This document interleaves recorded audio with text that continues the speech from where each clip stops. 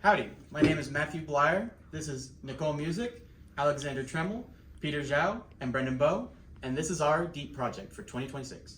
Okay, so we have constructed a pull wind tunnel as opposed to a push wind tunnel. Push wind tunnels are typically what you think of when you think very large scale industrial testing wind tunnels. However, this is a pull, and we find that with pull wind tunnels, we get smoother flow through our test section, better visualization, and this is just better for small scale testing. And so the main three parts of the wind tunnel include the inlet, the test section, and the outlet. In the inlet, we have our cross-sectional area decreasing, which increases the velocity through Bernoulli's principle, which relates the pressure, velocity, and cross-sectional area of flow. And so this means in our test section, we get an increased velocity without having to force the air through. In our outlet, the opposite effect occurs where the cross-sectional area increases, and this will slow the flow down as it leaves the wind tunnel.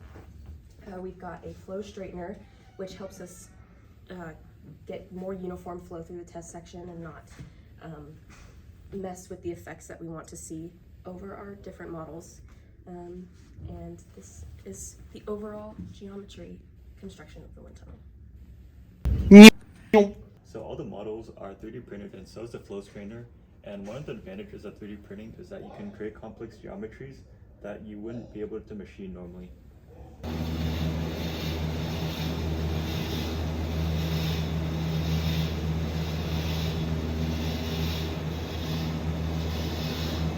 This is our fluid system. So our fluid system, what it does is it basically helps us visualize the flow within the wind tunnel.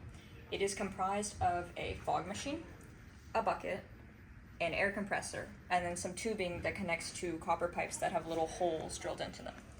So the fog machine generates a bunch of fog, and then it all goes into the bucket. Then the air compressor it needs a lot of fog though, because otherwise we won't really see anything. Takes a bunch of the fog, compresses it, and then sends it through the tubes. And what happens is we have very condensed fog, and it comes out and forms these very nice lines. And so this way it helps us visualize what the flow is as it goes over our demos inside. Thank you. Thanks, and go.